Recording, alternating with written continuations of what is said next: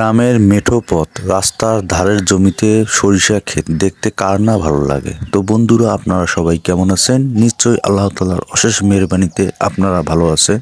তো আপনাদের দোয়া এবং আল্লাহ তাআলার অশেষ মেহেরবানিতে আমরাও ভালো আছি। তো মূলত এটা একটা ফার্মি মুরগির খামার, দেখতেছেন কত সুন্দরভাবে মুরগিগুলো লালন পালন করা হচ্ছে। গ্রাম মানেই তো সুন্দর প্রকৃতি, সবুজে শ্যামলে ভরা গ্রাম, সুন্দর অপরূপ সৌন্দর্য লীলাভূমি। এটা কখনো শহরে আপনারা দেখতে পারবেন না। এটা মূলত একটা মাছা, সীমার মাছা। দেখেন অসংখ্য ফুল ধরেছে। আলহামদুলিল্লাহ, আমাদের আঞ্চলিক ভাষায় এটাকে মাছা বলে এবং জাংলি বলে। তো এখানে সিম গাছ, যেহেতু অনেকগুলো সিম ধরছে এখানে, মূলত এটাকে কালাই সিম বলে।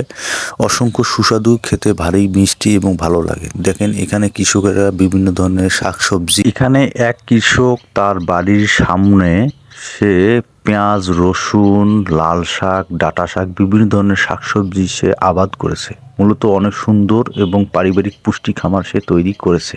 তো আপনারা যারা শহরে বসবাস করে থাকেন এবং শহর থেকে বড় হয়েছেন, তো আপনারা গ্রামের পরিবেশটাকে উপলব্ধি কখনো করেছেন কি তা জানি না। তো গ্রাম মানেই প্রকৃতি, পরিবেশটা খুব সুন্দর।